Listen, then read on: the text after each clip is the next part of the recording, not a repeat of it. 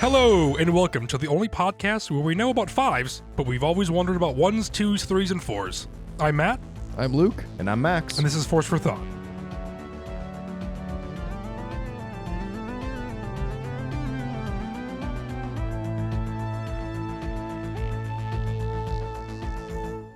Hello, welcome back, everybody, to Force for Thought. I thought that joke was funny!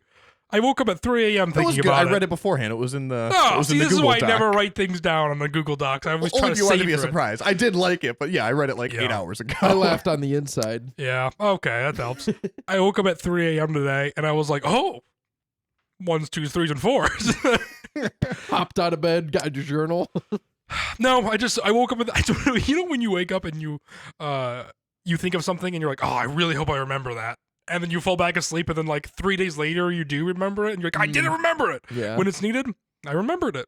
that's exciting. It didn't pay off. That was good. I liked it. Okay, good. Thanks so much. We'll get some comments about whether or not the fans liked it. That's true. And speaking of fans, I'm also interested in how everyone's liking the video episodes. How are you guys liking our video episodes? This will be the fourth video episode that'll be out on our page. Yes, check it out. If you're not following us on YouTube, you can follow us there and see all of our beautiful faces. Yeah. We are currently at 199 YouTube subscribers. No, it's 200. It is 200. It is. I was about to say, we've been, Man, do I check. I've been checking too. I've been waiting for 200 because it's been a slow crawl, to say the least. I know. I was But I at was- 199 for a minute. My wife was asking me about that. She was like, how many subscribers do you have on YouTube? And I was like, I don't know, like 190 something. She's like, oh, is that good? And I was like, well, considering we just started video, I think it is. There's really no good reason is for anyone to have relative. followed us on there beforehand. I had so. 0 subscribers on YouTube a year ago, so you know. That's true. This is all new growth. And if you are watching us, Luke is chilly, so he's wearing a blanket. Yeah, I think I'm getting the sick, so I'm do you? wearing a blankie. I don't know. I'm really cold. I mean, you're wearing I mean, I'm shorts. wearing It's 40 shorts. degrees outside. Could be I related. also didn't eat all day and then ate like 3,000 calories in 20 minutes. So. That everything. And you that in 3,000 calories college? was Panda Express too, which is horrible. You don't like Panda Express? No, we've been over this. No, I don't like it either. Oh man, No, I love I it. had one terrible experience. Once in a while, it sounds great, but yeah, I had one terrible experience with the orange chicken. Tasted straight up like how vinegar smells, which is one of my least favorite smells of Ugh. all time. Mm. And I don't think I'll ever eat it again. That's tough. Yeah, sometimes my wife gets like a bad bite or something like that. I call it the beak bite. The beak. Got a little bit of beak in your chicken. Oh, see, yeah, I don't think it's worth it. If that's even an option in eating. Maybe we'll start eating it during the Acolyte. Oh, I would love that. Why do we pick the worst restaurants for this? No, let's not do that. My heart can't take the sodium. Similar to Chick-fil-A though. Oh, I jeez. already get Panda pretty often. I want to get something unique to me that I don't get. Like Burger King, because I was watching Ahsoka the other day and I thought, maybe I should get Burger King. And then I really thought about it and I was like, I'd actually prefer anything else still. You just wanted to watch Star Wars, basically. You were like, this is the closest thing I can do while eating. That is funny, actually.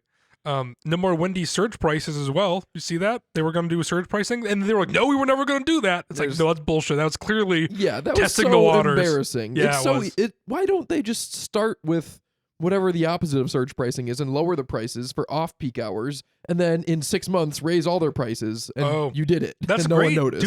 Do a dollar menu again. There's Yeah. no dollar menu anymore. It's actually hysterical. That is great marketing. I mean, it just felt so obvious to me. I Like don't they're know. open late, so they're like, yeah, if you come at 3 a.m., we'll give this stuff to you for dirt cheap. Yeah, That's a great... like when that's Max great. worked at Wendy's and he would come home at 3 a.m. and give me 60 chicken nuggets while I was playing Call of Duty.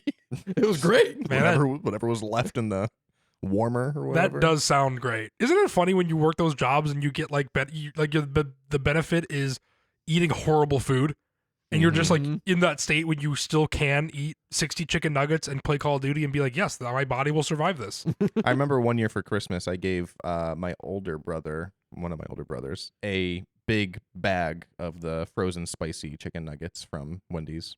That's a great gift. Did you steal them? Yeah, you can't buy that. I was gonna say. Yeah. That sounds like contraband if I've ever heard Of course, it. I Yeah, it's stole definitely it. not okay, but whatever. Just like these microphones are.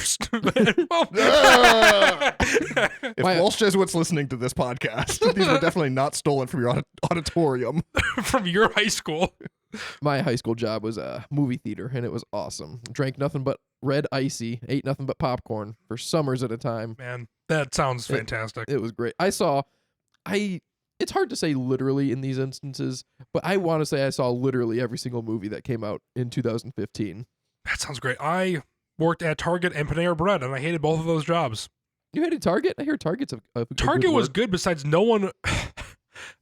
I was the kind of person that, like, I don't want to say like I did my job really well, but like I did, and therefore I got punished by doing it more in other people's jobs instead. I was like, what is this? I'm like Yeah. 18 or 19. I was like 21, but I was like, I don't want to do like in the summers. It was terrible, and then I'd work Black Fridays. Oh God, I don't miss being young. Yeah. Luckily for me, I was terrible at all my first jobs, so I never got Yeah. promoted off of. Well, when I was at Wendy's, I did get promoted from the fryer/grill to the sandwich station, but that was like the second next spot, and I never moved past that. I was there for like over a year. Aren't you glad you listened to a Star Wars podcast? This is the segment "Shoot the Ship," which we've taken very far. I feel like this time. All right. Oh, she's shit. down. And that I have a soundbite for, but I forgot to play. Yeah, well, we kind of rolled right into it. Let's end it with it. Let's cap it off.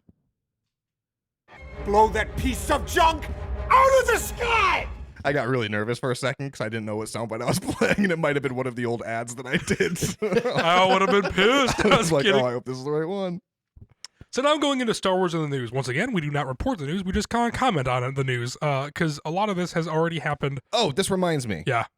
Never mind. I should say it in a minute. I'm not going to cut you off right now. Go No, ahead. I am no. Thank you for the interruption. Matt, go on. No, I need to understand what this was about. I meant to talk to you about this beforehand. I wanted to introduce a new segment on our show called Not Star Wars News, where we could talk about the first thing that you have on this list. Okay, let's Oh, start. it's a canceled video game, isn't it? It is a canceled video game. Of course it's a canceled video game. They're always going to get canceled. They're Don't It's always- believe always it. in the news. There's a new video game announced every 3 months, and then it gets canceled a year later. Hence Yes. the new segment, Not Star Wars News. Not Would you s- believe it? There's another one that they said Yep. they were going to do, and they didn't. They didn't. It's the equivalent of the 24-hour news cycle destroying America. The video game industry is destroying Star Wars news. It is. Which is interesting because I Yeah. feel like for as much as we talk about like the digital age completely revolutionizing TV and movies and everything, I hear significantly less about the video game industry. Maybe it's just the circles I run in, but they are doing so much worse. I mean, I don't know how Yep. that industry is staying alive right now, but it is in dire straits. Mhm. It is. It makes no sense. At least, we talked about this in a couple of other episodes, but at least the film industry has some sort of structure.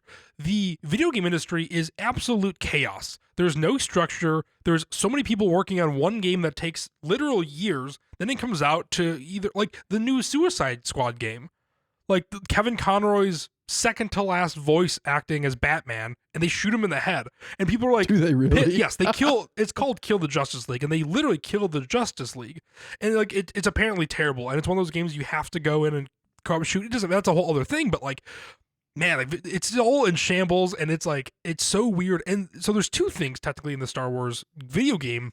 Again, not Star Wars news, but this headline I saw, and it doesn't make any sense to me. But I've seen it everywhere. It says Star Wars Knights of the Old Republic remake. Dev Saber Interactive escapes Embracer in $500 million deal. I think what this is saying is that whoever's developing this game is going to become an independent company and privately owned.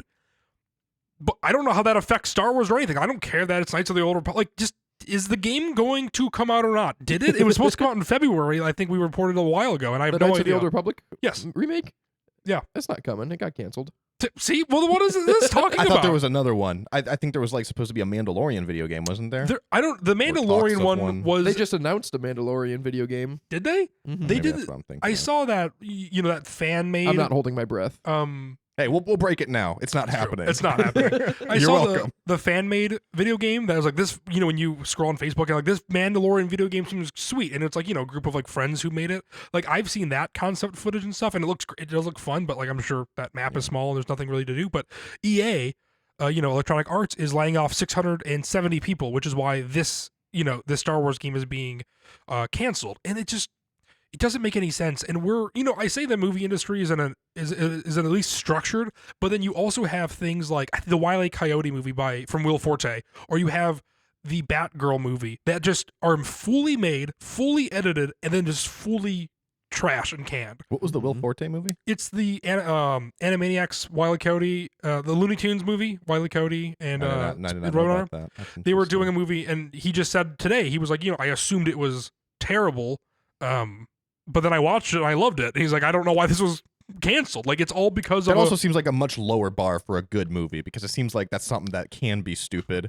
yeah. Whereas like a superhero movie, like as they continue to get dumber and dumber, audiences are like, yeah, no, I'm not gonna watch that. Kind of like Mhm. Madam Web that just came out and Yes. is doing Oh, absolutely God, yeah. terrible. And like I like how all the jokes online are from people who are like, yeah, it was written by the same people who wrote Morbius. Like, what were they thinking? Yeah, like it's man. So yeah, Sony You know, is, hindsight's 2020. You got to shoot your That shot. was foresight. Yeah. You can say that about Morbius when Morbius came out. Like, Yeah. oh, okay, those writers were a bit of a bust, but it's a bold move to give them a second yeah, shot. it really is, and I feel like they keep doing that. So I don't know. We'll see. But anyway, the other thing is Acolyte.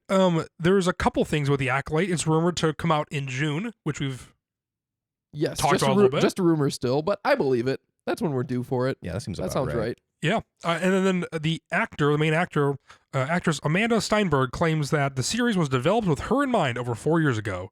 So she had that quote in saying that I worked on a movie called Bodies, Bodies, Bodies, which stars her, and I did not like that movie. Did you like Oh, her boy. as an actress? I did not like her in that either. So I'm a little. I think she's a very good actor. I just don't think in that movie it's. I don't know. I don't Is like she it. American? I don't know. Did she have an American Yes, accent yes, in that movie? yeah. I think she Okay. is, but it's always weird when you're doing some like behind the scenes stuff when they're like, "Are you in character now, or are you actually British?" Like, you know what I mean? So I believe she is American though. Isn't she the one that did all of the Acolyte panels and Yes. press stuff at Celebration London in a Padme cosplay? Yes. Yep. That was her. All right, so I like her. Yeah. That's pretty cool. That's She what seems some to like Star Wars, and I'm a little confused of why they would be developed around her, but I'm very excited to see it. And it feels like that means everything that she's kind of done has been leading up to this. So, go do Bodies, Bodies, Bodies, a bad A24 horror movie, and then come around to Star Wars would be great, better for it. So, those are the two Acolyte news bits that we've seen. Battlefront getting re-released. Yeah, this was Yay! good news. Yes. Yeah, this is the biggest news I've seen in the last several months, I'd say. Yep. It's Keep that in mind for the Besides- next bit. besides all of our kids, I guess. That was the I thought you meant about Carl Weathers dying.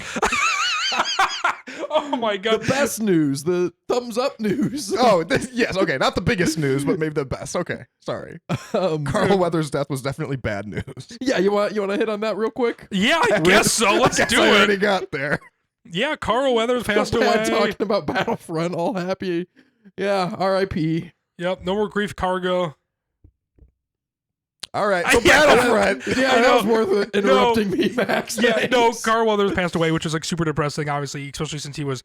I mean, he's a great actor. I love him in Predator and Rocky. And then I think And Arrested Development as in rest, Carl yes, Weathers. exactly. We got a stew. We got a stew cooking. There you go. In yeah, and so I feel like it kind of came as a shock, especially since he was he was in the Super Bowl ads, one of the Super Bowl ads, and Yeah, You that was sad. it feels like he was going to be in the Mandalorian New Republic movie. I assume, a little bit. He was I agree. he directed a lot of the Mandalorian season 3 and stuff too. So, big loss in the Star Wars community as well. But anyway, Battlefront feels like a hard transition to get there, and now we're going back. So it feels. I can do it. The first two Battlefront games, And then I said grief- 2004, yeah, do it. 2005. Very exciting time for Star Wars video games. Those were two of the best. Us and countless other Star Wars fans spent hours and hours playing those games. They got remade. It's hard to say even remade, but DICE EA made two more Battlefront games in 2015, 2017. They had mixed to good reviews overall, I'd say. I liked them both quite a bit. Mhm. But the original Battlefront, it's hard to say it's better. No, because, it's pretty easy, baby. because the technology advances so That's true. aggressively. Yeah, yeah. It's how I feel about a lot of movies too. That an average movie from the '60s is way worse than a bad movie from today because you can't even watch a movie from the '60s. I can't. I don't know, and I feel that way about video games too, to an extent. But Battlefront holds a special place in my heart, and I'm sure all of ours for nostalgia purposes. Mhm.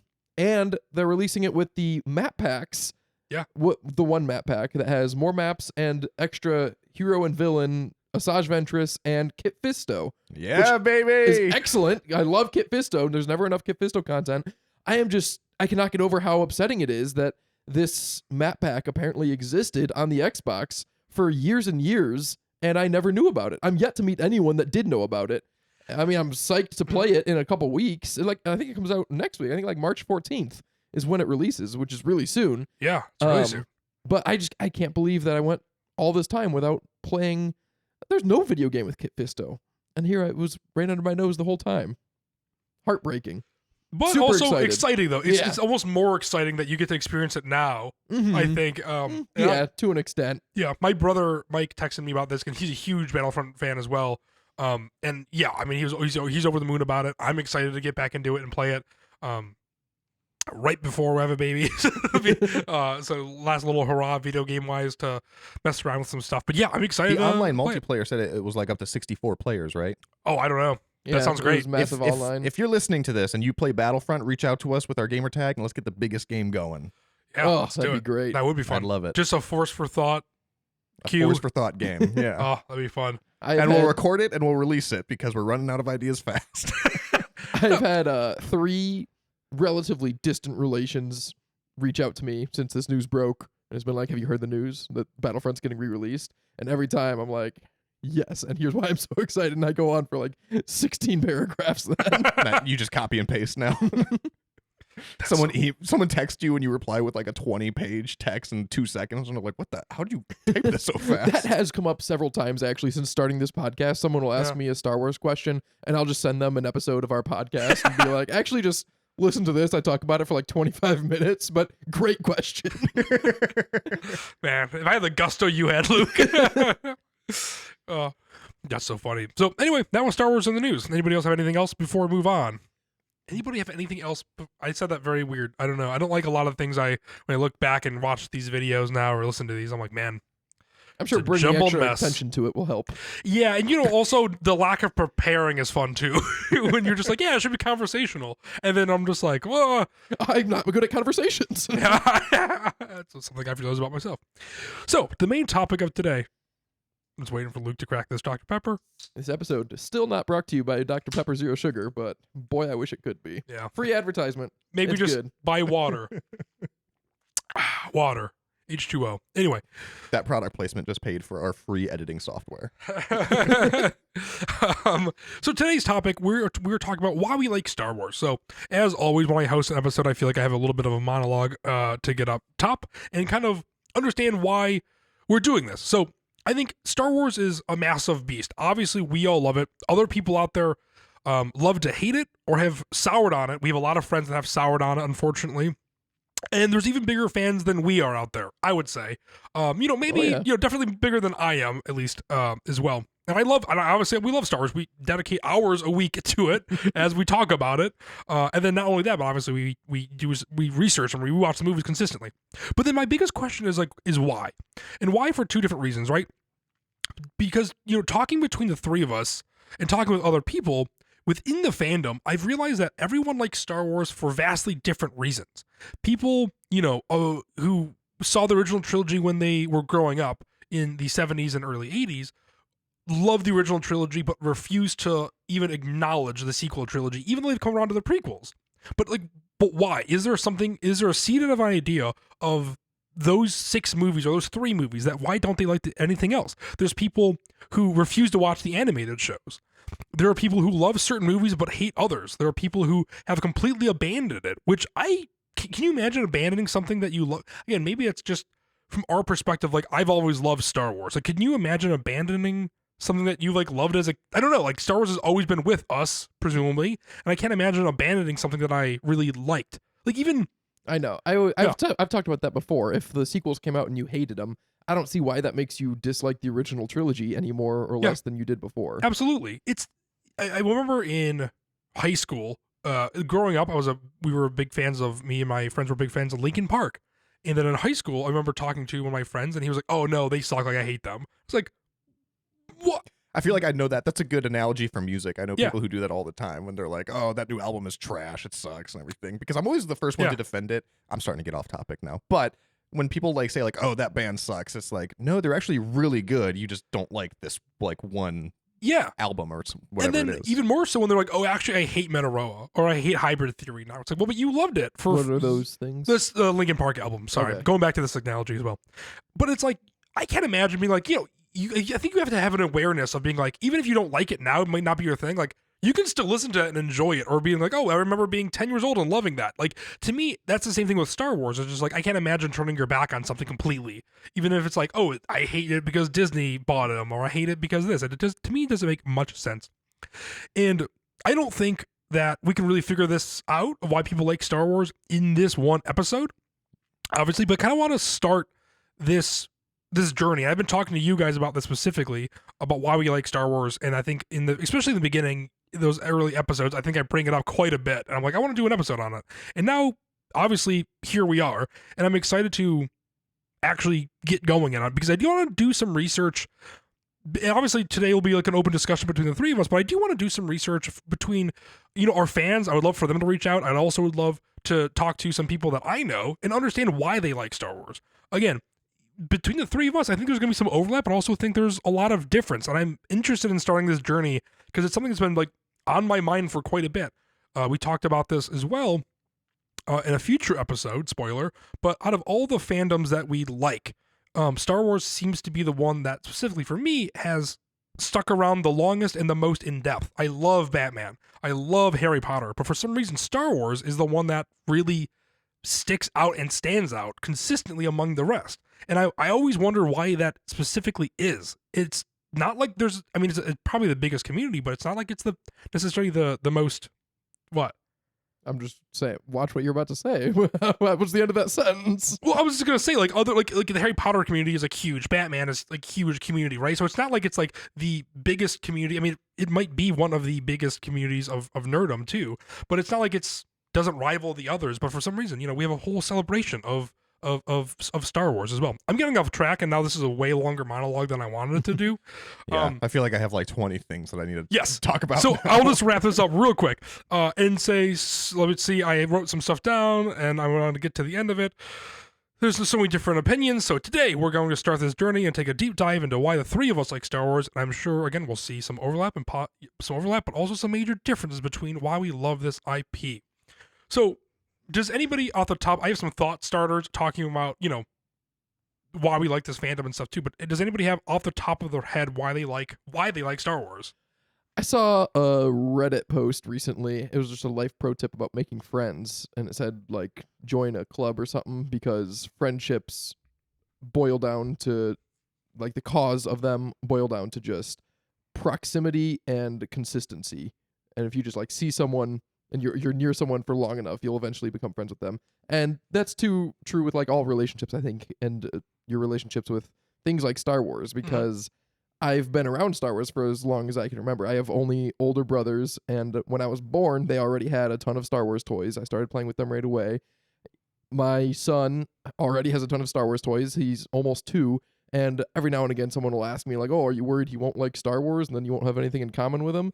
And I'm like, no, because like biologically, just being around Star Wars this much from such a young age, like he's going to love it because of it's, I don't know, it's human nature, it's science to a degree, but there's something about that it's just a part of you, and there's no chance that you can take that part away entirely. That's incredibly interesting, because that's a thing that I haven't thought about, and specifically you, obviously both of you two have 2 older brothers, Alex and Jake and Alex, let's go in order, I guess, of the brothers. But and so obviously, Max, you were the same way, of you were presumably introduced by your brothers to Star Wars as well, which is so not odd, but like the fact that I, for example, was not programmed like that. Like if you were like, this is like a programming thing where you were raised in that, it's again, it's funny that it's like I, for example, how did you first watch Star Wars? My parents had the VHS, the box set. Okay. I'm not sure why, really, technically, because my dad is not really a nerdy person. My mom isn't either, and so I don't know why they had Star Wars, but I know they had like a collection of VHS tapes, and I watched it when I was 4 or 5 years old when I first saw it. And maybe they were just like, this kid seems like an indoor boy. Like, let's start him early. Your dad was hoping for an athlete, and then resignedly bought a Star Wars box set and was like, all right, Here you go. Yeah. I know this is what you're gonna do. But maybe that's what happened. I know my mom was, for example, she always loved Star Wars from adjacently because she grew up watching those movies because her older brother, my uncle Ed, was a massive Star Wars fan. Like he gave me some of his collecting cards from 1977 that are like the actual like collector cards and Tops, stuff too. trading cards. Yeah. I don't know if they are tops. I think they are, but like those are rad. And so like I have some of those, and so I know like my mom specifically was like, oh, he's has been around Star Wars. Oh, and I think he like took her to it as well to go Is this see the it. guy that was at your bachelor party? No, that's my Uncle Chris, which is technically my dad's best friend. He's my Oh, godfather. okay. Not my. Because there was a actual- funny story with that when I met him at your bachelor party. And Yeah. we were talking for a while, and he's an ex-cop, and I was a prosecutor at the time, so we were talking a lot about work, basically. And then at some point, you were just like, "Oh, hey, did you know that he's read like every single EU Legends book Yeah. and stuff?" And I'm like, "What the fuck? We've been talking about work for the last hour. Yeah. We could have been talking Star Wars." Which is also funny. So my dad's best friend is a huge Star Wars fan as well, and like I never knew that Uncle growing Chris. up. Not Chris. Yeah, it is Chris. Oh, Chris. Yeah. And I never knew that growing up, like at all. Just like- a closeted Star Wars fan. Yeah, like literally, like I found out like at my bachelor party, which was like going on 7 years ago.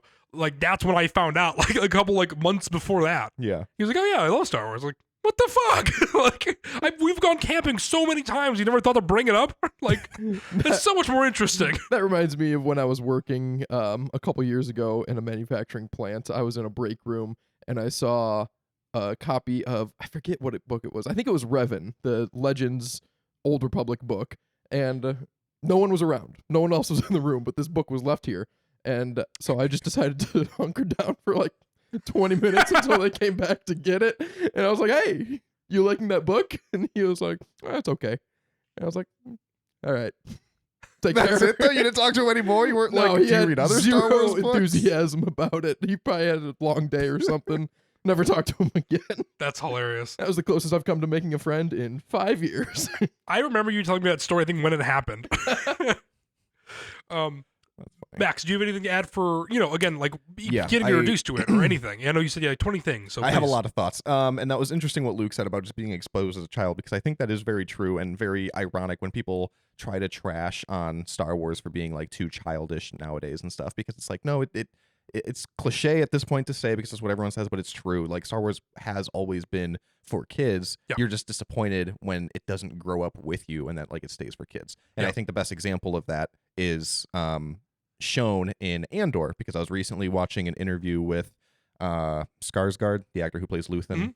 Stellan. Stellan Skarsgård, and he was talking about how like he's excited for season 2. It's great, and because it feels like Star Wars for grown-ups. And I Yeah. was like, yes, it absolutely is. Like Yes. Andor is like Star Wars for grown-ups, and like everything else is like aimed towards kids. And I think that's really funny how people grow up loving Star Wars. And Matt, you're like, why is it that like people love this thing Yeah. so much? And I think there is a big thing of nostalgia is very heavily tied to it. We were Yeah. growing up during the prequel era, right? And so I feel like that's like our Star Wars almost, Definitely. kind of like James Bond, how like certain generations are like, oh yeah, Sean Connery, Roger Moore, like that's my Bond. And I'm like, prequels are my Star Wars. I have a huge And- fondness of like merchandise from that era, like the Like a Bondness. that was pretty good. I'll give it to you. After saying enthralled a bunch, I'll give it to you. I thought you were talking about Bond. No, I was not talking about Bond. With that being said, we're talking about Pierce Brosnan. Yeah, let's talk about it. No, merchandise for Star Wars in that era. I love like looking at old. There's something stuff. special about it, right? Like the Yes. pod racing Anakin Pepsi can or whatever. Yep, the Whenever I see inflatable Jar Jar Binks and Darth Maul that. chairs. Chairs, Yes. yeah. All that stuff. Sorry, go on. But I think that like kind of goes hand in hand then with like when you said like the sequel trilogy and like a lot of people are kind of sour on it and stuff, and it's like, well, I kind of have a couple thoughts on that. One is that I think again the generation of kids that watch the sequel trilogy now are going to grow up and it's going to be the exact same thing as the prequel trilogy. So we've mentioned that before. I'm not at all surprised by it, but the other thing that you said when people sour on it, like because of like Disney and stuff. Yeah. I understand that like Disney's become like an increasingly polarized company and Yes. stuff like that. And people try to use that as like a benchmark. Yeah. But in my mind, it's like you still got to call a spade a spade. Like Yes. you can say that there was some misses, but there were also some great hits. Like Yeah. everyone kind of agrees. Like, yeah, Rogue One was fantastic. Andor is fantastic. Yes. Book of Boba Fett is not the best thing ever. But I'm not saying that to trash anything. but I'm just saying there's agreement on that, right? Yes. And I think a lot of the conversation around Star Wars, people always think it's very polarized just because of the internet, but it's not the internet. Like, just talk to somebody, because I feel like the vast majority of people probably would say that they're a Star Wars fan, Mhm. but they would say like, yeah, I don't really care for the sequels a whole lot. But you just don't hear those people's opinions on the internet. The people Yeah. who are like, yeah, I like Star Wars, I just don't like the sequels. Like, that's like a very fine position to take, like going off of what Luke said. Like, I don't think the sequels should ruin everything that came before it for anyone. Yeah. And I really feel for the majority of fans, it hasn't. I just think for the people that it hasn't, they're just not the vocal group on the internet. Yeah, absolutely. It's funny. Oh man, I just lost my train of thought. That sucks so bad.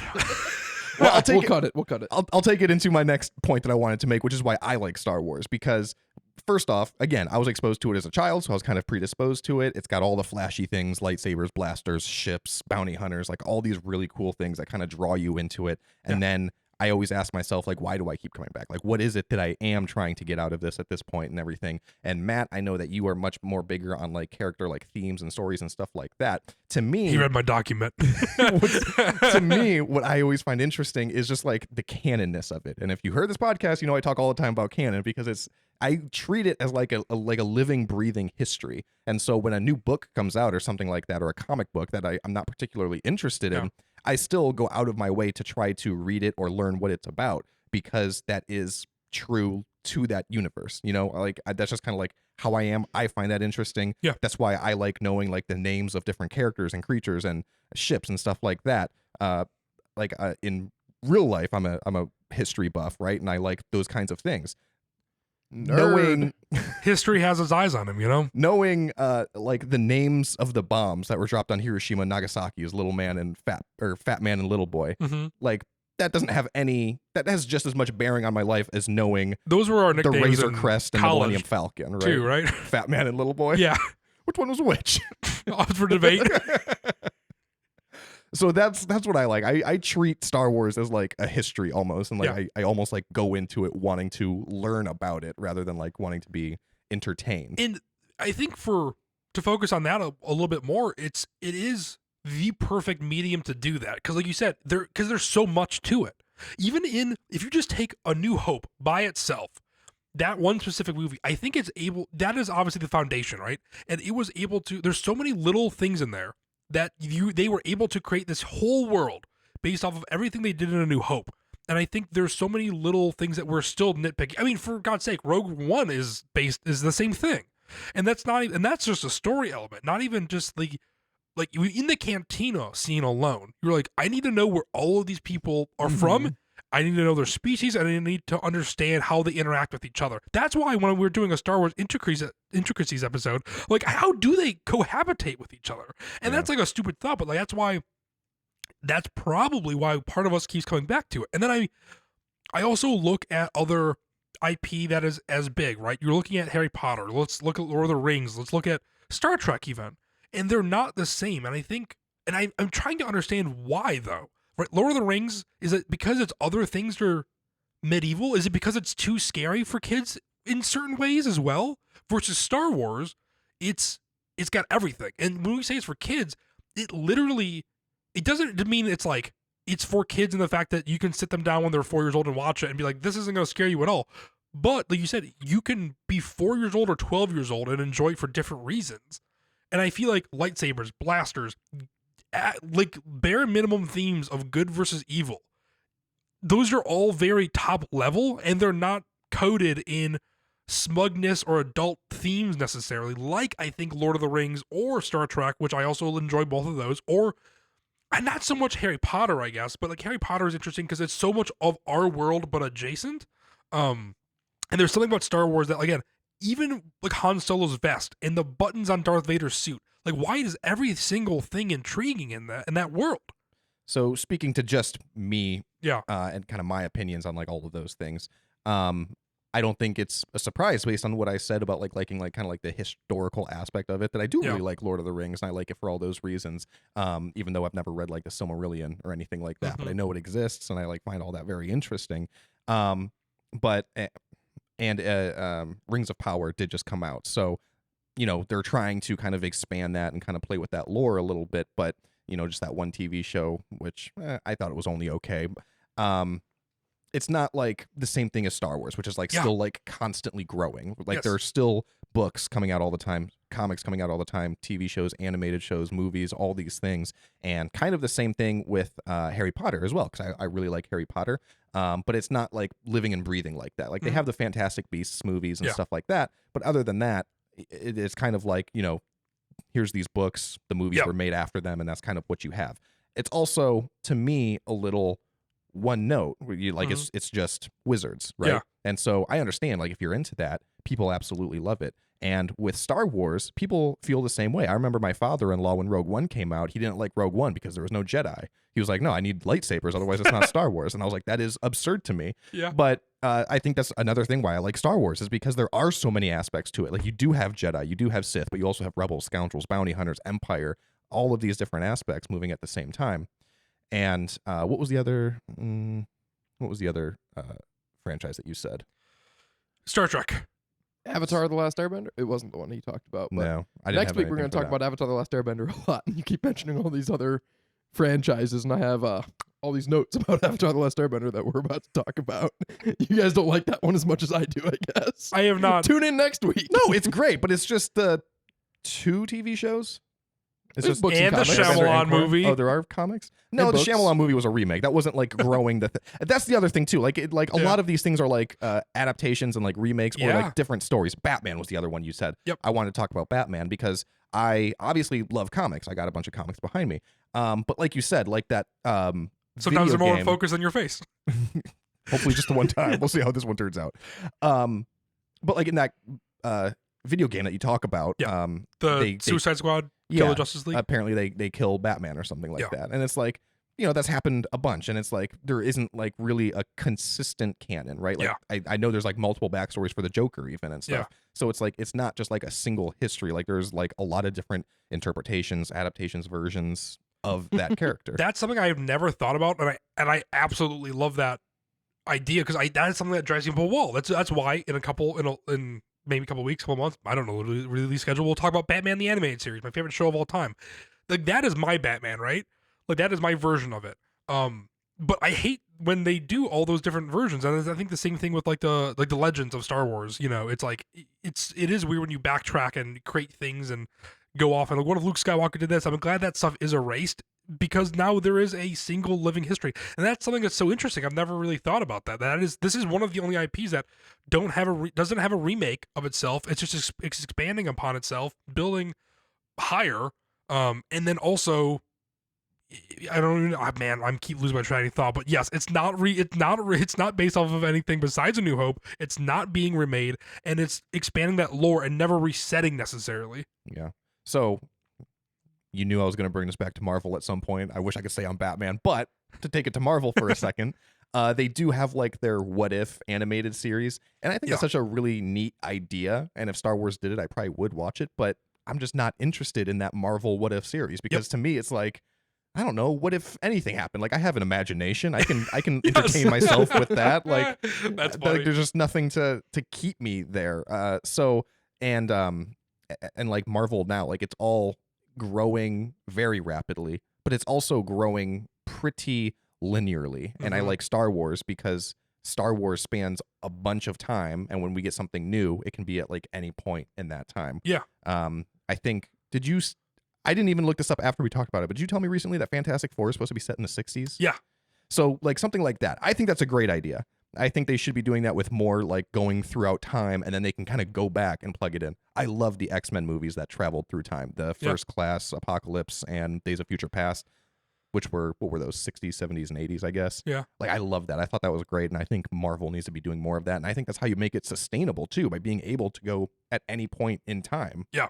You mentioned that 10 years ago when we were talking about how to do Superman correctly. Superman is a product of his time. You cannot have a modern day Superman and have it be good. Superman belongs in the 60s. He needs to be all about truth, justice, and the American way, because that's what was happening at the time. You need to have him be a reporter with the glasses. Like, is hard. It's very hard He shouldn't be a YouTube to do a in- modern adaptation of a him. TikTok influencer. That's what you would have to do. Yeah. Well, It's see, like no, to- that doesn't work. Today's the first day of filming for James Gunn's Superman. No longer called Superman Legacy, just Superman, all caps. Somebody went to college with is actually working in that movie, Kim Leach. Oh, really? Yep. Oh, wow. Good for her. I know she works at Warner Brothers, so I know Nice. she's That's working on awesome. it. She posted about that today. I am interested to see how that goes. I don't know if it was an interview or a rumor or what, but it's supposed to like heavily focus on Lois Lane, and like Lois Lane's supposed to be like the main part of the story or something. Maybe that's how you do That'd be it. interesting. you Maybe know? because, like I said, We're tired of the other stuff. You need to do right? something different with God powers Superman. are tough to make interesting. Yes, which is why I hate the Justice League when Batman and Superman need to be separated because the best part of Batman is the villains, and Batman doesn't make sense if Superman's in that world because it's an easy defeat. Mm-hmm. Anyway, But with prep time.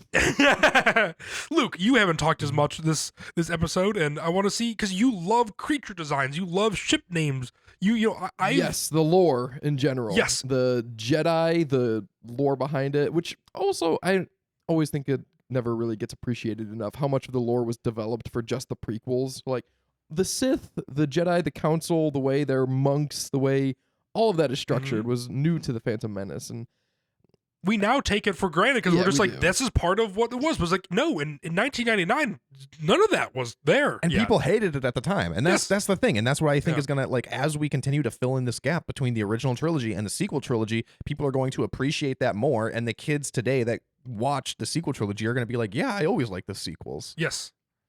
history repeats itself. It's like poetry. In real life and in Star Wars. Ugh. That's true. Like, for example, I personally love the stories and the themes that these characters are able to represent within the films. Again, I've never really had the urge to learn all the ship names, for example, or the creatures. And maybe it's for me for a very long time. It's just been a visual thing where it's like, and again, going back to the cantina scene, for example, like what are all these creatures? Or when you're watching, again, like almost anything can happen. I think is another aspect of Star Wars that I really like, that you just don't know what is ever going to happen.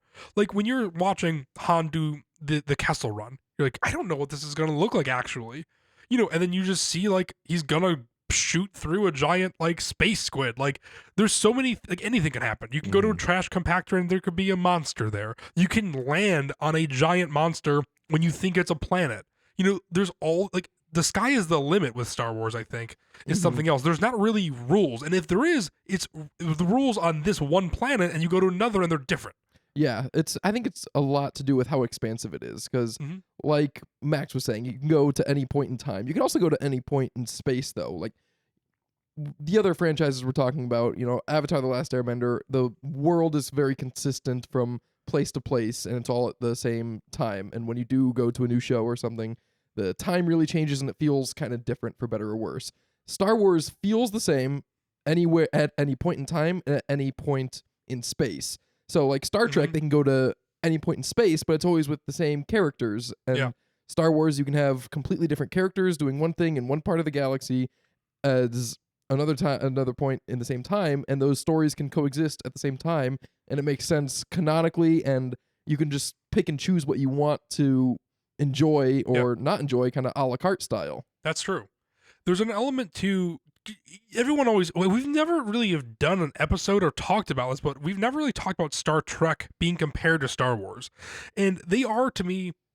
They're not like Coke and Pepsi necessarily. They're like Coke and Dr. Pepper. They're just different things. And I know people always say that. I think it's like Coke and Diet Right or whatever the off-brand No, is. Star Trek is. I know people like Star Trek, and I've It's- never been into it. I it's just think it's so- so inferior. It's so good, but it's so for so different reasons, I think, too. And like, I think it is also the way you consume it. Star Wars is 3 movies and the characters develop very quickly. And I love that we're able to be dropped into the middle of Empire and be like, okay, where's Han and Leia's relationship at now? How much time has passed? Where's Luke? Like, what has happened since we last saw these characters? But in Star Trek, for example, I'll go 2 different quick examples. Is like in the original show, it's about a group of characters who don't necessarily like each other on a ship. And so their character development is very slow over episodes of TV that are an hour long. So instead of just having a 2-hour movie where relationships quickly develop, you have to watch 30 hours to understand that Kirk and Spock will love each other. So when that death happens 10 years later, it is emotional, but you have to get 10 years worth of content until Spock goes and dies. And that's a hard pill to swallow, I think, to move at a snail's pace. That's true. Maybe it's like an instant gratification thing where in A New Hope, the rebels destroy the Death Star, and it's like, oh my God, we did it. Everything's good now. And then you just one movie later, it's like, actually, no, that didn't really help anything at all. It's still the same situation. Then they destroy the second Death Star, and it's like, oh my God, now we did it. We're fine. And it's like, no, it happens again. It's funny because people always say like Star Trek is the thinking man Star Wars, and I'm like, I disagree. I mean, I think I did not know people say that. That is so insulting. You better not say that to me. well, don't worry, I'm not saying that because I also think Star Trek can be dumb as hell. But that's the thing is that I think that's what sci-fi can do. It can be dumb, and Star Trek maybe isn't necessarily as much for kids because it deals with like political themes and stuff too, but in more of a sci-fi way of dealing with conflict. Obviously, we touched on that a little bit in Star Wars with the Empire resembling obviously World War II Nazis and stuff too. But like there's a bit more of a more thematic theme I think with Star Trek, and then like in the Next Generation, which is my personal favorite Star Trek. Again, you get to pick and choose kind of your favorite Star Treks a little bit. I think more than Star Wars, because Star Wars you either love the universe or you don't. From my perspective, although I guess other people don't, but like in Star Trek, it's like, yeah, I don't really like Enterprise, but I love Deep Space Nine, and it's weird because if you don't like the characters, it doesn't really click. But I think in Star Wars lately, especially, we've been getting a lot of overlap. We were talking about the M count with Omega, we're talking about the M count with Grogu. These characters are having similar battles as well, so I think we're getting a lot of these overlaps. Rebels to Ahsoka to Clone Wars, those all overlap, and I assume they will in the movies as well. But we're almost done with that now because the Acolyte's coming in just a few months. And that's something completely new. Yes, which I'm very excited for. Yeah. And I'm sure we'll get a little bit of, expand on that world a little bit. And that's the thing, it's a whole different time period, which we've never seen before. Star Wars is so old and it is so, so rich with history, and yet we have seen so little in comparison to what we know has existed within the timeline that they have built. I think about that all the time with the Empire and how big of an impact the Empire has had on the entire galaxy, even though it existed for 29 years. Yeah. 29 years? The Empire? Yeah. Closer to 20, because it was Luke's birthday, essentially, was the first day. And then he was like, 23 when it all got wrapped up? 24? Man, that's a something real, like that. getting born on 9/11 situation. Yeah, Luke and Ezra Bridger. Oh, man, that sucks. And Leia, I But guess. put that into perspective. Yeah. Put that into perspective of 9/11 though. Like this entire history that we're talking about, Yeah. like being like so vast, it's only the equivalent of from 9/11 to modern day. Yeah. That's weird. I don't know. It's interesting. Like you go beyond that. Like what was before that? Like, oh, there was also the Cold War, and there was World War II, and there was Yeah. World War I, and then there was a Civil War. There was a Revolutionary War, and it's like all of those things also happen in Star Wars. They're versions of it. We don't Yes. know what it is though, and it's like, yeah, go. We can explore that. I hear there was also history before America, too. Rumors. I don't think that's true. Man, Nothing, that was- nothing interesting, Yeah. at least. So the opposite of the Han Solo's quote in Force Awakens. It's all not true. It's rumors. Yeah, none of it's true. Any of it. There you go. To quote Ron Swanson, And there's history started on July 4th, 1776. That's funny. There's something else that I'm interested in, and I think I've touched on this before, but for some reason it's a cool combination of light swords and blasters and space and stuff too. But for me, there's always been that underlying theme of friendship, of family, and of I guess of hope and sadness and death.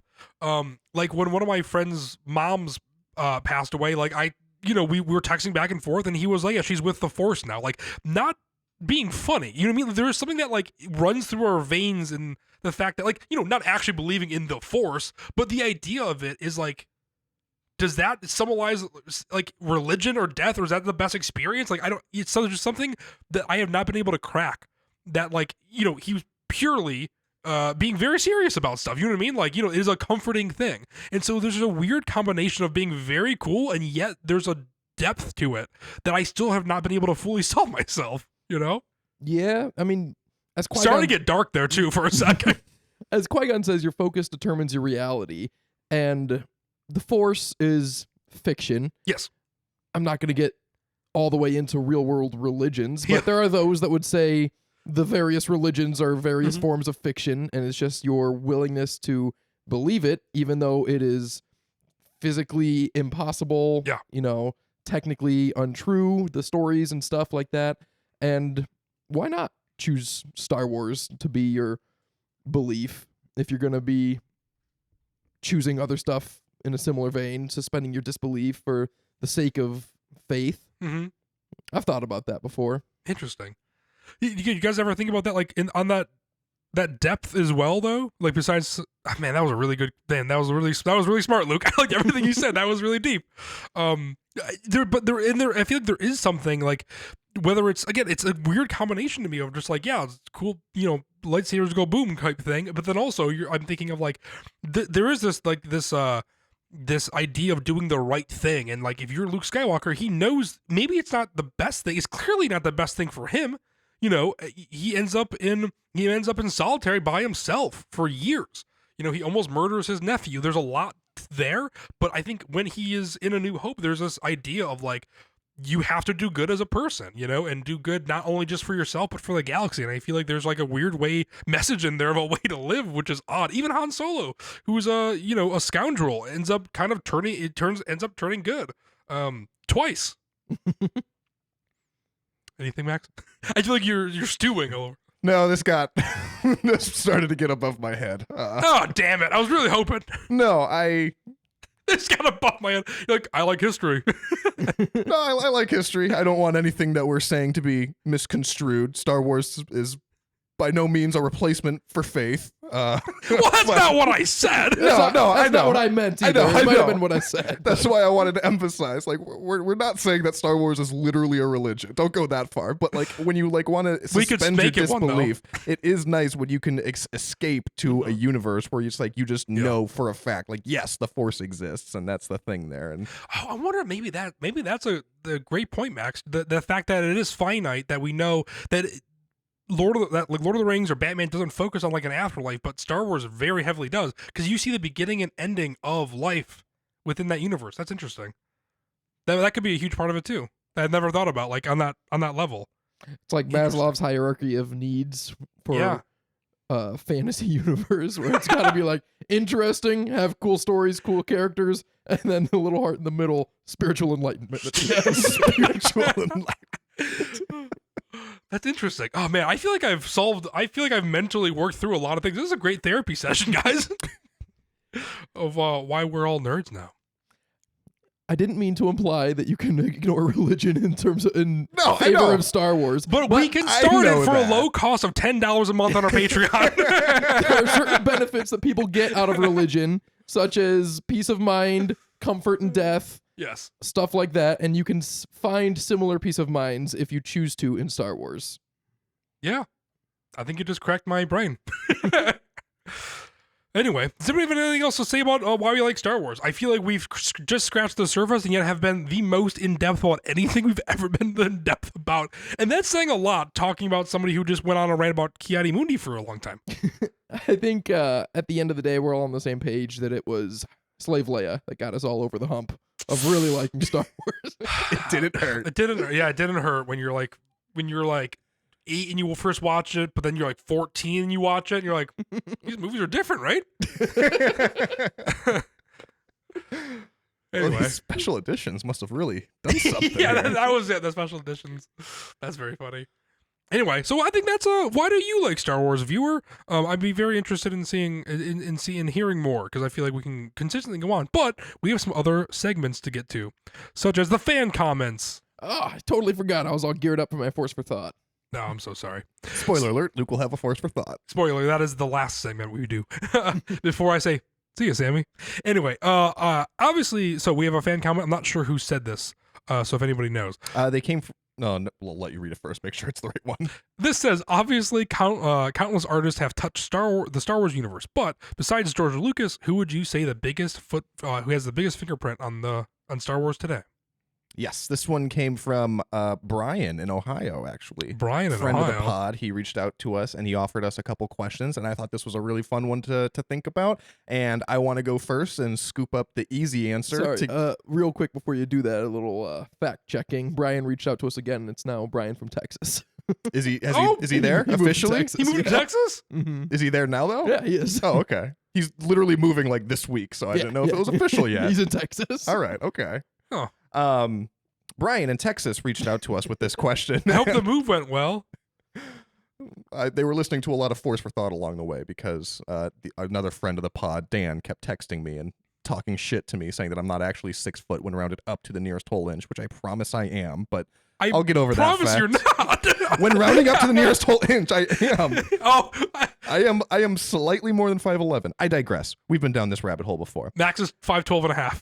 The artists that made the biggest impact on Star Wars, in my opinion, modern day Star Wars, other than George Lucas, which was the prompt, is John Williams and Ralph McQuarrie. I think those three, George Lucas, Ralph McQuarrie, and John Williams, are the holy trinity of what made Star Wars the way it is today. I am so glad you said that. I thought you were going, well, Dave Filoni, you know, I feel like that's what No, I I think Dave Filoni is a student of those three, and I think he's Yeah. carrying the torch very well. Yeah, I mean, Yeah, that's true. He's just propelled it along the same through line. yeah. I was hoping that we weren't going to go down the Filoni. I mean, obviously we love Dave Filoni, but I'm glad we didn't go down that route because I 1000% agree. I haven't given my opinion yet. Go on, Lucas. Give us a hot take. It's well, no, it Robert feels like- Rodriguez. No, You love I Book of was Boba just Fett. making a joke that I was going to say Dave Filoni, but now I feel stupid not saying Dave Filoni. Ben Burt, the sound designer from the original trilogy, Oh, he that's a good put one. a lot of work in. He invented sounds. He Yeah. found them and modulated them. The Star Wars would not be anywhere near where it is today if it didn't have such fun, inventive sounds, and not just like lightsaber, X-wing, TIE fighter are cool sounding. Like every single sound in Star Wars is at least otherworldly. And then there's also some that are incredibly iconic and you can hear in the dead of night, you know, the TIE fighter, Yep. the TIE fighter blaster, the TIE fighter screeching, the Darth Vader, my God, you know. There are so many people like Doug Chang, like Dennis Muren, like Don Dykstra, who they all have footprints on Star Wars. I don't think almost any of them, besides debatably John Williams and Ralph McQuarrie, I guess, are, besides them, they all are in this melting pot. Like it is a perfect combination. It is the perfect stew. And I think if you take out one element of it, it's not exactly the same, you know? Mhm. I thought So- you were for sure going to say Sarah Haley Finn, though, the casting Casting person, director. who Luke is a huge fan of, and her Instagram account got hacked a couple weeks ago. Oh, Oh, no. bummer. It's Luke. So I'm gonna hold you to an answer though. Who do you think has the biggest foot? What was the prompt? Thumbprint, fingerprint. Fingerprint. Star Wars. I say Ben Burt and Max. Who'd you say? The Was Holy- it the Holy Ralph Trinity. McQuarrie Ralph or, McQuarrie and John Williams. Or, Yeah. or John Oh, Williams? but I 'cause also- it's singular person. Just one? I mean, yeah. All right, I'll go with Ralph McQuarrie then. Good, so 'cause can I was give gonna say Matt the John softball. Williams, I know thank you. you'd rather go with John, so I'll give you John. No, I don't know actually, because Ralph McQuarrie, I think, man, that's a tough one if I had to really choose, because Ralph McQuarrie just lays the foundation of something that you've never seen before. See, the early drafts of C-3PO, the lightsabers, those. That's true. I'm gonna give Ralph McQuarrie to Matt. Actually, you can have John Williams. Son of a- right. But seriously, Go see our those, songs ranked episode. I think all of those. I think all of these people deserve to be beyond the Mount Rushmore of Star Wars Yeah, makers all three- behind the all three of scenes. these people. Because if there was a Rushmore, it'd be like Yoda and stuff, presumably. Not If it's in universe Yeah. characters, like, yeah. can you imagine? Oh yeah, can you imagine it was like the unveiling of Star Wars Mount Rushmore, and you're like, hell yeah, and you're like, oh, that's what Ralph McQuarrie looked like.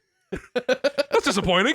I really like that you went with Ben Burt, though. Sorry, to go back to that real quick, because as I'm thinking about that, I've played around on like 70s synthesizers before, and they're really cool, but it is really unsatisfying when I'm just like making a noise and I'm just like, oh, that's the sound that I hear in every single sci-fi movie ever. And Yeah. it is impressive when you look at all the things that Ben Burt did. He did not do that. It was not just like a button on a synthesizer or a different waveform or a different combination of attack, decay, sustain, and release. It was like he went out into the wild and found these sounds, and it's fascinating. Mm-hmm. The next, yes, I also love 70s and 80s synths. I think that is a huge. I think that's why the Stranger Things soundtrack is some of the best. It is actually genuinely 70s and 80s synths versus modulators and stuff, MIDI keyboards and stuff that you would use presumably today. But like, and that's like 3 steps removed from that, just him actually doing that stuff. So that is also a very hard job. We have one more question, which is also from Brian from Texas, I assume. With Mando going to movie format after a few seasons of TV, have y'all had? Wow, he took on the Texas thing already. He texted y'all. Have y'all had fan experience with an IP that has done that before? Thinking of Breaking Bad or X-Files, who have done a movie after multiple seasons of TV. Do you think those were successful storytelling wise? 6 seasons in a movie. 6 seasons in a movie. Yep, that is exact. I'm excited to see if Community does it well, since they kind of really hit that phrase home. But I think like Brian from Texas even said here, like the X-Files is the one who I think did it fantastic. I think they've been able. X-Files is an interesting thing where it's not so procedural as Law and Order, for example, or Grey's Anatomy. It is a more concise story with a format of a monster of the week, and they had 5 seasons of the show, and originally the creator Chris Carter, I also love X-Files, speaking of fandoms, my 3rd favorite show of all time. And after the 5th season, he wanted to kind of end it, and he saw it all culminating to a movie. And that's when they came out with the movie called X-Files Fight the Future, which is also one of my favorite movies. I think it's fantastic. And after that, they decided they wanted to continue on with it. And it was kind of like pulling teeth for the actors. And the story-wise, it does culminate, but that's the thing. The truth is always out there for the X-Files. It's in the DNA. You can't end it. And so they came back for seasons 6, 7, and 8, and then Fox Mulder gets abducted. David Duchovny wanted to leave, so he's no longer in it. In season 8, which is when 2 other characters take over, the show comes back, and David Duchovny comes and ends the show in season 9, and then about 6 years later, they come back with the movie X-Files I Want to Believe. So they were able to do, I think, successfully, 9 seasons of a TV show, 2 movies, and then not a reboot, but then additional TV seasons for seasons 10 and 11. And I think they've been able to blow it out, knock it out of the park every single time. That was way too long, but you get me going on X-Files. I can talk all day. X-Files, yes. Yep. If you want to edit that, that's fine. Firefly with Serenity. Okay, next. That's a good one. I talk for 3 minutes. You can't say anything. As you were going, No. I was like, I have nothing this deep or elaborate to say. I just kept trying to think of additional examples, which I couldn't even think of any. So I said, I made the Community reference because they talk about it. Is that even official? Are they doing it? Yeah, for sure? well, They are. the script's I think- almost done. Every week, I think it's someone pretty says something. official, yeah. Well, I'm excited to see that. But yeah, Firefly was the only other example I great. could Well, think no. of, other than Breaking Bad. Let's talk about that for a second too. Yep. That was also a really good example. And that one, I'm glad that you talked so much about X-Files, because that sounded like much more of a continuing of the story where they came back for additional seasons and movies and stuff like that. Because the examples that I could think of, Firefly and Breaking Bad, they just kind of came back for like almost like an add-on at the end, Finishing, right? yeah. Kind of like an Pro- epilogue, yep. basically. It didn't like kind of continue on from that point. It didn't pick up like the X-Files one did. So do you have an example? Yeah, I have 2 or 3. Sense8 was a Netflix show. Did you guys watch that? Mm-mm. The Wachowskis. Yeah. Yep. It had 2 seasons and it was canceled, and then they came back to do a movie. They really needed a 3rd season, and so it's hard to say if it was like successful storytelling wise, because the alternative is just no more Sense8 after season 2. And so it's better to get something, but it's so much less than what you needed. It's hard to say it was a success. I did still like it, but there was a bunch of plot threads that were like, okay, and Unresolved. now it's over Yeah. and stuff like that. And then Fairly Odd Parents and Jimmy Neutron had the crossover. It was a TV movie, but Mhm. that is what taught me about how animation works, because it absolutely melted my mind when you saw Timmy Turner in 3D animation like Jimmy Neutron. And I was like, whoa, why does Timmy Turner look dumb as hell? Like, I know it's all a cartoon, but why does he look bad here? I know Jimmy Neutron looks bad there. How is this possible? Like, it had never, I could not imagine the difference being like, oh, in Jimmy Neutron, like the camera can enter the scene and rotate around, and in Fairly Odd Parents, they only walk in 2 directions. Yeah. And it just blew me away. So that one was very effective. Good for you. What's the 3rd one? Do you have the 3rd? I said 2 or 3 if you count Jimmy Neutron and Fairly Oh, Odd okay, Parents as that's separate combined. shows. That's true. Or Jimmy Neutron, the movie, and then into the show. The movie's great. Well, Yeah, parents with the disappear. aliens. Yeah, it's great. The Star Trek is also another great example, of a show that ends up going into a movie. That's a softball. Yeah. Is that a continuation though? Yeah, so in the The old movies. the old movies, they go from the original show, and so the Star Trek came out in '66 to '69. Then there was an animated show that was not even voiced by anybody. And then 10 years later, after the success of Star Wars, they brought it back for the movies, and that's when they made like Wrath of Khan and Star Trek 1 and 2, motion picture and stuff. Yeah, I know those are well received, but now I'm thinking of all the other TV shows that had movies, like the SpongeBob SquarePants movie, the Simpsons movie, and those are just longer episodes of the show that they put in theaters. The Simpsons movie was something that like it bothers me. I haven't seen it in a very, very long time, but The Simpsons, also one of my favorite shows. I love The Simpsons, and the movie is always odd because the show you get satisfaction of like there's not really stakes, right? But in the Simpsons movie, the Homer and Marge almost get divorced, and you're like, that's really intense. Like that's weird. So it always does feel like the Bob's Burgers movie is actually another good example because I thought the stakes were going to be so high that it's going to be like doesn't feel like the normal show. But the Bob's Burgers movie was great, and I think that's something where the Simpsons movie fails a little bit, where I think they think the stakes need to be so high that it kind of doesn't feel like itself. Anyway, That's reasonable. Yeah. Not the more I'm thinking about it, there's a ton of examples, and I don't know if any of them benefit or are hurt from as a storytelling point of view. It's just a business thing every time. Sometimes they want to make a movie and put it in theaters, and sometimes they want to spread it out over 20 episodes. I'm sure as soon as we're done recording, we're each going to think of like 20 more examples. Like, oh, damn it, I should have thought about that one. Because even the phrase 6 seasons in a movie from Community, like they're riffing on like 100 different things that have done exactly that, but I can't think of a single one off the top of my head. I just know they're out there. But yep, the truth is out there. X-Files. Anyway, does anybody have any force for thought? I do. What a shock. Dismemberment. Okay. let's go. It's a common theme in Star Wars. People get their hands cut off, and I was thinking about it because let's go through them. Well, we'll go through them. Mace Windu and Luke Skywalker both lose a hand, both cry like little bitches. Qui-Gon or Darth Maul, Count Dooku lose 2 legs, 2 arms, barely stunned. So is it they're tougher kind of thing, or is it the dark side gives you a better handle on pain, and they use the pain, and they use pain throughout their whole life to channel their power, and it gives them strength and focus, and so the pain doesn't affect them in the same way that it affects a light side Force user or someone that doesn't have the Force, because the Wampa also screams, but the Wampa seems pretty tough. And then there's Anakin, who doesn't scream when he gets his arm cut off by Count Dooku, but maybe that's because he has like dark side tendencies, but then he definitely screams when he gets his other arm and both legs cut off by Obi-Wan. So then that would imply that there's some sort of, Anakin was coming back from the dark side at Mustafar after Obi-Wan had cut him up, and like a near-death experience, he's making peace with his inner demons and stuff, and he's turning back to the light, but then that's sad because he goes straight back to the darkness. He's like gripped out of the jaws of enlightenment and then taken into eternal torment forever as Darth Vader. Or is it just a level of pain? I think I have a lot of thoughts. I feel like that was I love that Dismemberment turns out a great force for thought. Going just one little tidbit to it, I think when you're talking about Anakin going back on Mustafar, I don't think he was going back to the light side, and that's why he can feel pain.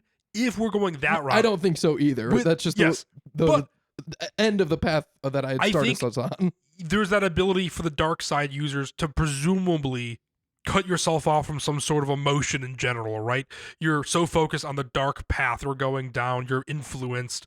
I think in that regard, he is so overtaken by emotion, he is feeling everything for the first time in a very long time. His anger is raging fully, and I think it doesn't matter light side or dark side, he is pure anger and pure evil in that moment.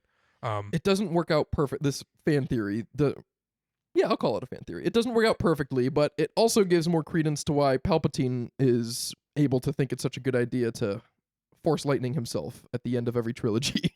Yeah. He just doesn't notice. He just tanks it.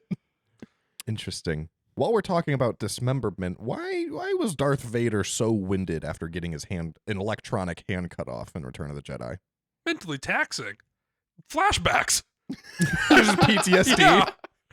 He was just thinking about the time he had his actual limbs dismembered, and he was just, oh, interesting. As someone who has been having chronic panic attacks, I can confirm. I didn't think it was the getting your hand cut off that made him all panty. I thought it was just fighting Luke. He's just exhausted? Yeah, he's beat. He's like, I gotta train. I am so out of shape. I love that Force for Thought. That was great. I mean, thinking about Thanks. that. I am going to be thinking about that. That is That's what we're here interesting. for, Yeah. folks. Yes. Unlike our other Force for Thoughts lately that we have solved. Anyway, anybody want to wrap this up? I feel like everyone always. Yeah, follow us on social media. Yeah. Thanks for watching. Thanks for listening. Head over to YouTube and you can see our faces next week. I'm talking about Avatar The Last Airbender. Tune in and we'll see you then. See you, Sammy. See you. I told you I'd do it.